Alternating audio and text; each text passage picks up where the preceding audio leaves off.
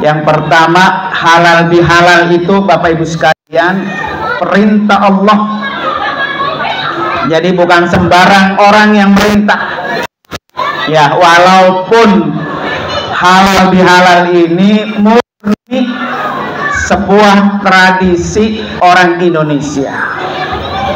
Kalau di Arab nggak ada halal bihalal. Saya 5 tahun di Mesir, Bu, nggak pernah ketemu halal bihalal. Adanya di KBRI, di kedutaannya, tapi orang kampungnya nggak ada. Alhamdulillah ada halal. Apa dalilnya Bapak Ibu sekalian? Dalam Al-Quran Allah nyatakan ya ayyuhan nas. Nih Bapak Ibu sekalian perlu dicatat ya. Dalam ayat ini Allah menyebutkan ya ayyuhan nas, bukan ya ayyuhan ladina amanu, bukan. Kalau kita diperintah puasa Ramadan lalu, Allah bilangnya apa? Ya ayyuhan ladina amanu kutiba alaikumus syiyam.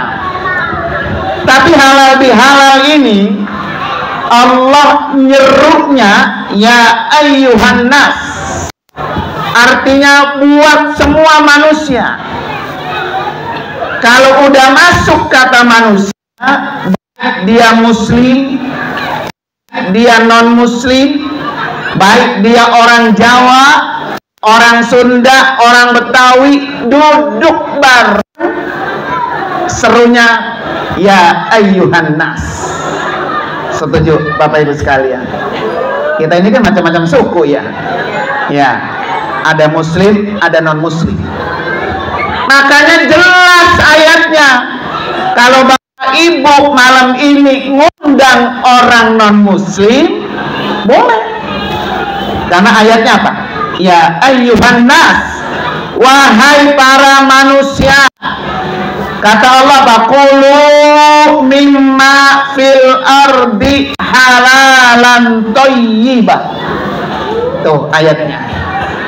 Makalah, kata Allah, bekerjalah. Pokoknya urusan makan, urusan perut, urusan aktivitas, urusan kreativitas, urusan bekerja, itu seluruh manusia. Apa yang harus ditempuh? Halalan thayyibah. Nih, 2 kata. Halal dan baik. Bekerjalah yang halal dan baik. Berkreasilah yang halal dan baik. Berinteraksilah, gitu. Artinya interaksi kita saling apa tuh? Saling berjumpa yang halal dan yang baik. Coba-coba Bapak Ibu bekerja cari yang tidak halal, kira-kira berkah nggak Bu? Nggak bakalan. Coba-coba Bapak berinteraksi sama tetangga, baik muslim maupun non muslim, tidak baik, tidak halal, akur nggak? Nggak akan. Makanya keadilan Allah sangat jelas. Kalau urusan kerja, urusan bermuamalah, urusan berinteraksi, urusan bertetangga, Allah nyerunya dengan kata ya ayyuhan nas. Tugas kita Bapak Ibu cari 2, halal dan baik, halalan thayyibah.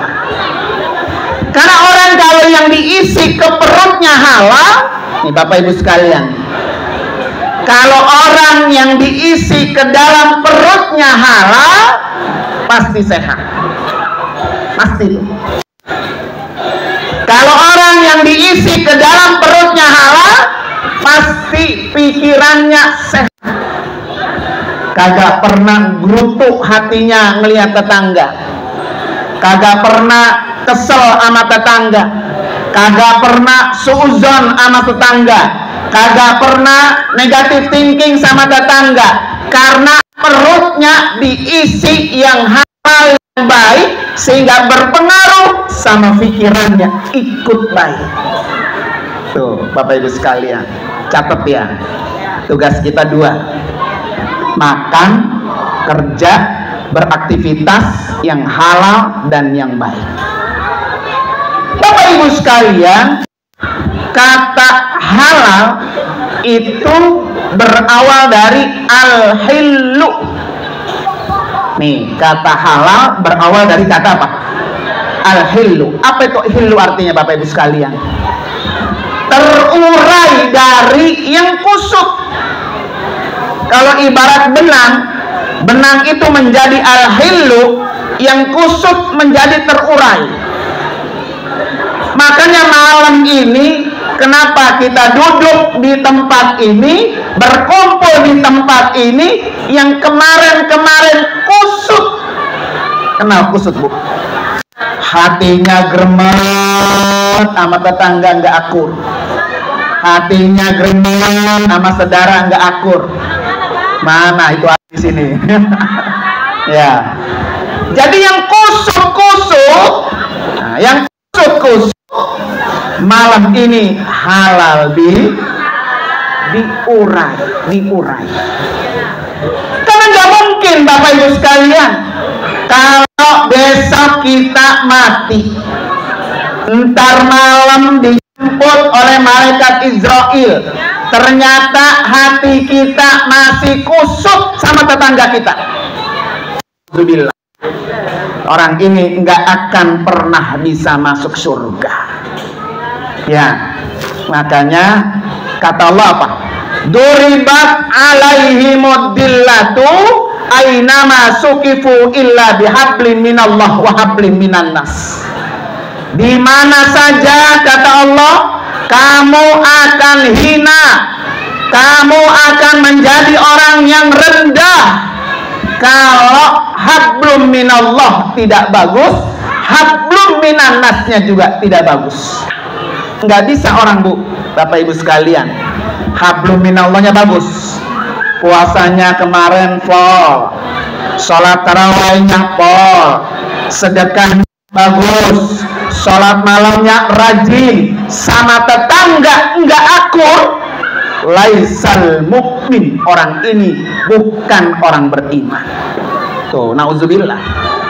Ya, jadi jangan menganggap diri kita sudah bersih karena kita sudah hablum minallahnya sudah bagus, sholatnya rajin, duhanya rajin, sholat sunatnya rajin, sholat malamnya rajin, bersedekahnya rajin, sama tetangga, sama saudara yang dekat, yang jauh nggak akur, bukan golongan Rasulullah. Maka disebut Nabi, duribat alaihimud dillatu, dia ini adalah orang yang hina. Makanya kita kata Allah suruh apa? Halal, biar terurai, nggak kusut. Ya, jadi percuma nih Bapak Ibu sekalian saya sampaikan, percuma kalau kemarin Ramadan rajin, ternyata hati kita masih apa? Masih apa, Bu? Kusut. Kusut kayak benang kusut, susah diurai. Nauzubillah. Ya, malam ini nanti di ujung acara salam-salaman sambil bilang halal, halal, halal. Udah nggak ada masalah, udah nggak kusut kita. Ya, tetangga sama tetangga kusut, suami sama istri nggak kusut. Nah, kalau masih ada yang kusut, awas, percuma nilai ibadah Ramadan kemarin. Dan ini saya tekankan lagi, ayatnya ditujukan kepada ya ayyuhan nas. Jadi dia mau muslim kek, dia tidak muslim kek, tidak boleh yang namanya apa? Kusut. Nah, tuh orang mana tuh? Ada di sini RT 0111 yang kusut. Pokoknya kalau ada yang kusut buang. Jauh-jauh. Hah? Sampoin dulu. Ya, dibawa ke salon ya. Biar dilurusin. Karena takut Bapak Ibu sekalian, takutnya. Yang saya takutin apa? Kalau malam ini ternyata hati kita masih kusut, terus besok pagi kita sudah dijemput Israel, Allah sudah bebas. Ini bukan urusan saya. Urusan manusia dengan manusia harus diselesaikan sebelum apa? ajal dijemput kita. Nah, nauzubillah. Tuh, poin pertama. Berapa poin tadi? 3. Sebelum naik poin kedua, mari sama-sama kita baca kalimat yang Allah sangat suka. Tahu, Bu? Subhanallah. Ayo, Bu, semangat. Wala ilaha. Ayo, Pak. Wallahu akbar. Wala haula wala quwwata. Yang belakang. Sekali lagi berkompak. Subhanallah.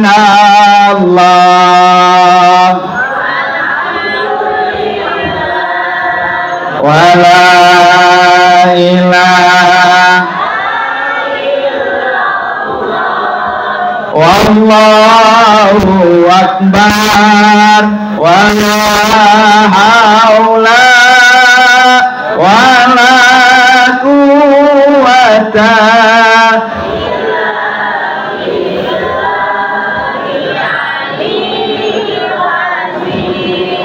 Tahu nggak, Bu?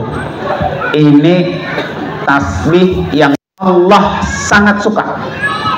Jadi kata Nabi, ahabbul kalam ilallah arba'un. Ada 4 ucapan yang Allah sangat suka. Subhanallah, walhamdulillah, wala ilaha illallah, wallahu. Maka sering-sering membaca kalimat yang Allah suka. Kalau Allah suka, apa yang kita minta Allah berikan. Bahkan ada riwayat Nabi, kalau pengen cepat ke Mekah, maka sering-sering baca amalan ini. Ya, tasbih. Apalagi kalau bisa sholat sunat, tasbih. Masya Allah, ya. Baik, poin kedua. Halal bihalal ini perintah Nabi. Kalau tadi perintah Allah, perintah Nabi. Apa kata Nabi? Man kanat indahu mazlimatun falyatahallal fiha. Kalau di antara kamu, kata Nabi, ada kezoliman, pernah nyakitin orang, pernah ngomongin si fulan, pernah bohongin si fulan, pernah zolim sama si A. Kalau ada orang yang kezoliman di antara kita, kata Nabi apa? Falyatahallal fiha. Maka segera halalkan. Segera halalkan. Tugas kita, Bapak Ibu sekalian, Ibu, Bapak, maafin saya kalau saya banyak salah kata, tingkah laku. Maafin saya. Kalau orang itu ternyata tidak mau memaafkan kita, bukan urusan kita lagi. Tuh, catat. Tugas kita minta maaf. Kalau kita sudah minta maaf sama orang tersebut, dia maafin atau dia tidak maafkan, bukan urusan kita lagi. Karena ciri-ciri orang bertakwa, wal afina 'anil nas. Ciri-ciri orang bertakwa itulah orang yang mampu memaafkan orang lain. Kan kemarin sudah jelas Bapak Ibu ketika tarawih, kutiba alaikumusiyam kama kutiba alal ladzi namin qablikum. Apa ujungnya? La'allakum. Kita puasa 1 bulan, capek enggak? Lelah. Kita Ramadan 1 bulan, lelah. Malamnya tarawih 1 bulan, lelah. Lelah kita tunaikan selama 1 bulan karena kita ingin menjadi orang bertakwa. Tapi tidak akan jadi orang takwa kalau ternyata salah satu sifat jelek kita tidak mau memaafkan orang lain. Tuh. Jelas ya. Jadi kalau ada bapak-bapak, ibu-ibu ternyata tidak mau memaafkan kesalahan orang, berarti bukan ciri-ciri orang bertakwa. Ngapain? Kemarin puasa 1 bulan capek-capek dikerjain. Ngapain? Sholat malam, taraweh sebulan, lelah-lelah, pulang kerja harus ke masjid, sholat taraweh, lelah-lelah dilakukan.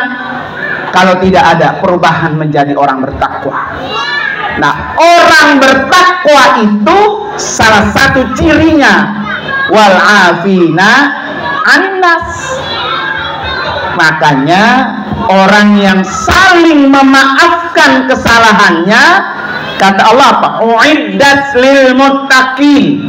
Sudah disiapkan orang-orang bertakwa surga yang luasnya lebih luas dari langit dan bumi. Buat siapa itu surga? Buat orang yang bersih dari penyakit hati.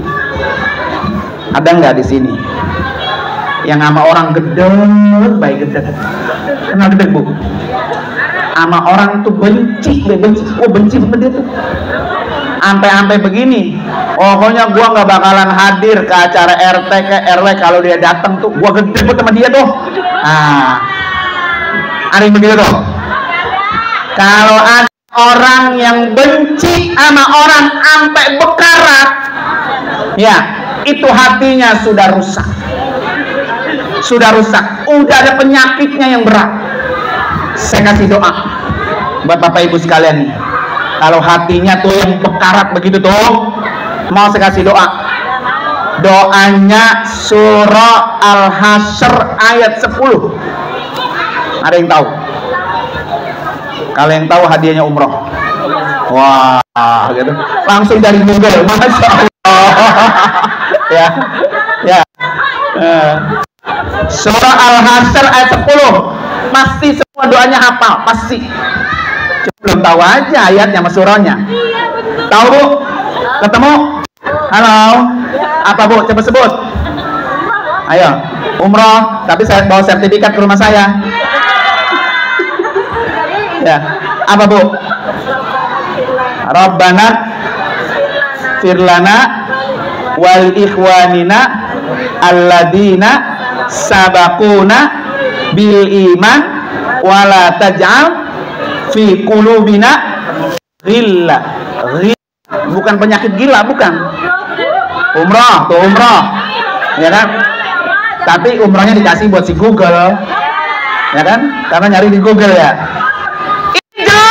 Ibu sekalian, wala taj'al, ya Allah, jangan engkau jadikan fi qulubina, hati kami, ghillah, dengki, hasud, iri, gedeg. Itu penyakit ghil namanya dalam Al-Quran. Kalau ada di antara kita, hati kita ada penyakit ghil, gedeg sama orang, benci sama orang, dengki sama orang, hasud sama orang, maka sering-sering baca doa ini. Ya, wala taj'al fi qulubina ghilla lilladzina amanu innaka raufur. Ya, saya pesan nih Bapak Ibu, jangan ditinggal doa ini setiap habis sholat. Karena kadang-kadang hati, bukan hati kan suka goyang-goyang. Kadang sama dia senangnya sampai kalau ujung-ujung kaki goyang. Seningnya kemana-mana, senang sama dia berdua. Ada sesuatu, gedegnya minta ampun. Kalau lagi senang lagi gedegnya minta ampun. Makanya supaya hati kita tidak pernah cemburu dengan orang lain. Tetangga mau punya kulkas kek, tetangga mau punya mobil kek, tetangga rumahnya baru kek, itu rezeki dia. Hati kita tetap jangan engkau jadikan hati kami ya Allah ghillah. Makanya Nabi ajari nih Bapak Ibu, kalau sholat qobliyah subuh berapa rakaat, Bu? 2. Rakaat pertama baca surah Alam Nasrah laka sadrak. Ya, hati kita, dada kita biar Allah lapangin. Kagak pernah sempit ngelihat orang lain. Ini ayat ini, Bu, juga ke Nabi, alam nasrah laka sadrak ya Rasulullah, lapangkan dadamu. Maka Nabi, Bapak Ibu, kagak pernah iri sama orang. Ibu Bapak tahu nggak berapa luas rumah Nabi? Ada yang tahu? Ya, umroh lagi, Google lagi nih. Google lagi ya. Berapa luas rumah Nabi? Rumah Nabi luasnya meter kali 3,5 meter. Nggak ada orang sini yang rumahnya segitu. Nggak ada. Ya, ini aja gede banget tuh, Bu. Saya baru nyampe, Masya Allah, rumah siapa gede banget ya? Ada nggak orang sini yang rumahnya 4 meter kali 4 meter? Nggak ada. Semuanya berapa meter, Bu? Tuh, paling kecil berapa? 4 kali 10. 6. Masya Allah. Berarti berapa kali lipat besarnya rumah Nabi itu? Nabi Muhammad sebagai Rasulullah, kekasihnya Allah, orang yang dijamin Allah masuk surga, rumahnya cuma 4 meter kali 4 meter. Tapi Nabi tidak pernah dengki dengan orang lain. Nabi nggak pernah iri. Sampai-sampai ada sahabat nyampe ke rumah Nabi, pipi Nabi nih, pipinya masih ada bekas stiker nemplok di apa tuh? Karena tidurnya ditikam. Ada orang sini yang tidur? Gak ada. Ya. Artinya bahagian kita, mewahan rumah kita, besaran rumah kita, kita tidur nyenyak. Rasulullah tidur di atas stiker berbekas di pipinya. Sahabat nyampe ke rumahnya, ya Rasulullah, engkau tidak pantas seorang pimpinan kami punya rumah tidur di atas stiker. Kata Nabi apa? Saya tidak akan pernah cemburu, karena itu semua akan saya tinggalkan ketika saya mati. Maka Nabi dijuluki apa? Alam nasrah laka sadrak. Ini mah kita tidurnya kasur empuk. Sekarang bukan empuk doang, hampir semua rumah pakai AC. Betul, Bu? Orang dulu pakai kipas dapur. Temboknya pada bolong-bolong karena pakai apa? Pagar. Rumahnya apa? Lantainya tanah. Orang sekarang semuanya serba enak, ya kan?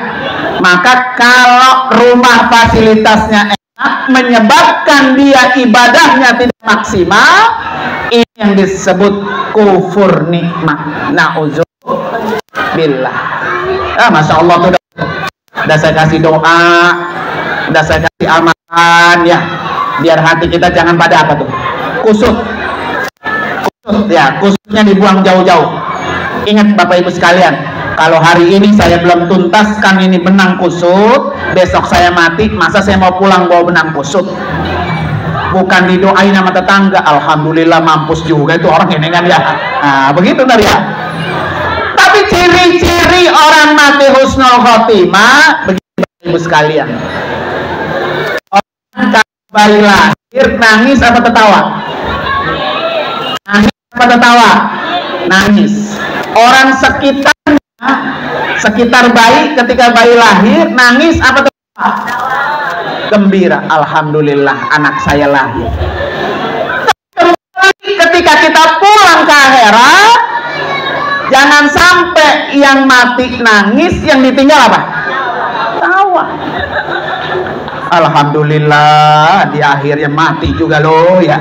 Emang gue tunggu-tunggu biar mampus ya. Nah, jadi ciri-ciri orang mati husnul khotimah, kitanya yang mati ya Bu ya. Kemudian apa? Yang ditinggal juga apa? Nangis, sedih. Ya Allah, orangnya baik, sama siapa aja akur, ramah, ringan tangan, perlu mulutnya kalau ngomong enak, rajin ke majelis taklim, rajin ke musola. Ya Allah, cepet banget dipanggil orang yang kayak gitu. Kira-kira Bapak Ibu kalau mau mati, orang lain mau nangis apa bahagia? Nah, maka ciri-ciri husnul khotimah ketika kita mati, orang itu apa? Nangis ya. Nah, yang ketiga, Bapak Ibu sekalian, kenapa malam ini kita berhalal bihalal? Karena malam ini, Bu, salah satu tolak ukur diterimanya amal kemarin. Ya. Jadi ibadah Ramadan kemarin diterima oleh Allah, puasanya diterima, sholat tarawihnya diterima, sedekah infak jariyahnya diterima, amal-amal lain ikut diterima. Tandanya apa, Bu? Diikuti dengan amal soleh selanjutnya. Puasa kemarin udah selesai, dilanjutin dengan puasa Syawal. Coba saya tanya, Ramadan puasa kemarin sebulan berat nggak? Berat nggak, Bu? Berat. Tapi puasa Syawal jauh lebih berat. Betul nggak? Ada yang sampai hari ini belum tuntas puasa Syawalnya, ya kan? Ada. Bahkan sampai utang kodok Ramadannya aja, udah ketemu Ramadan mandek lewat masih ada utangnya. Ya, Bu ya.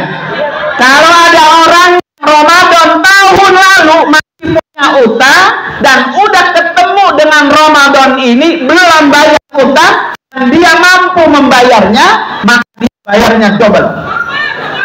Bayar puasa dan bayar fidyah. Tuh. Besok kalau ketemu lagi udah 3 kali Ramadan, utang Ramadan yang pertama masih utang.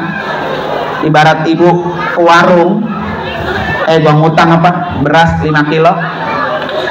Bulan lagi datang lagi, gua ngutang lagi dia minyak lah. Ya kemarin beras utang belum bayar, udah ngutang lagi. Kira-kira diterima nggak tuh sama tukang warung? Ya kan?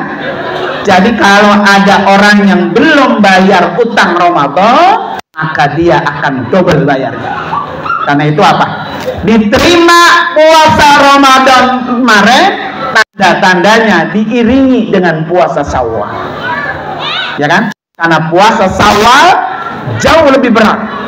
Maka dia walaupun 6 hari, Bapak Ibu, nilai pahalanya Bapak setahun. Ya. 1 hari puasa di bulan Syawal dihitung berapa? 10 kebaikan. Maka dia punya nilai 6 hari, maka menjadi 360 hari. Ya, jadi siapa yang puasa man soma sitan min Syawal kasaumid dahri. Siapa orang yang puasa 6 hari bulan Syawal, pahalanya sama dengan puasa 1 tahun. Ciri-ciri baca Quran Ramadan kemarin diterima, tinggal dilanjutin. Kalau Ramadan kemarin jam 8, jam 9 ambil duha buka Quran. Sekarang apa, Bu? TikTok. Ya, Bu ya. Jadi kita menganggap bahwa ibadah kita hanya Ramadan saja. Ramadan memang berat, tetapi Syawal jauh lebih berat. Makanya Syawal itu disebut apa? Artinya apa? Meningkat. Syawal itu artinya meningkat. Jadi orang kalau ketemu Syawal ternyata sebaliknya, bukan meningkat malah menurun, tanda amal Ramadan kemarin belum diterima Allah. Na'udzubillah. Sama kayak bapak-bapak, Ramadan kemarin rajin nggak ke masjid, ke musola? Nah, pas Ramadan lewat ngaso, ya Bu ya. Nah, ini 3 poin di halal ini. Mudah-mudahan dengan ada acara malam ini, ibadah kita selama Ramadan lalu Allah terima. Mudah-mudahan dengan acara semacam ini, kita yang kusut-kusut Allah urai. Kita selesaikan di antara kita. 0-0. Tidak ada dosa di antara kita. Ya, Bapak sekalian. Karena itu mari sama-sama kita baca suratul Fatihah. Khusus kita niatkan agar kita diberi taufik dan hidayah Allah, diberikan kekuatan istiqomah menjalankan perintah Allah, bertemu Ramadan tahun akan datang. Ala hadi al-Fatihah. A'udzubillahi minasyaitonirrajim. Bismillahirrahmanirrahim. Alhamdulillahirabbil alamin, arrahmanirrahim, maliki yaumiddin. Iyyaka na'budu wa iyyaka nasta'in. Ihdinas siratal mustaqim, siratal ladzina an'amta 'alaihim ghairil maghdubi 'alaihim waladdallin. Amin. Fatihah yang kedua, Bapak Ibu sekalian, kita niatin khusus buat siapa, Pak almarhum? Bapak Eko. Ya, kita bacain Fatihah. Semoga almarhum Bapak Eko Allah ampuni dosa-dosanya, Allah tempatkan kuburnya radhah min riyadil jannah, Allah terima amal ibadahnya. Ala hadini al-Fatihah. A'udzubillahi minasyaitonirrajim. Bismillahirrahmanirrahim. Alhamdulillahirabbil alamin, arrahmanirrahim, maliki yaumiddin. Iyyaka na'budu wa iyyaka nasta'in. Ihdinas siratal mustaqim, siratal ladzina an'amta 'alaihim ghairil maghdubi 'alaihim waladdallin. Amin. Bapak Ibu sekalian, saya mohon pamit. Tapi sebelum saya tutup, saya mau pantun dulu. Bilang cakep ya. Anak pitik dimakan tikus. Ustadz Kholis ambil plastik bungkus. Kan mau pulang. Terima kasih. Wassalamualaikum warahmatullahi wabarakatuh.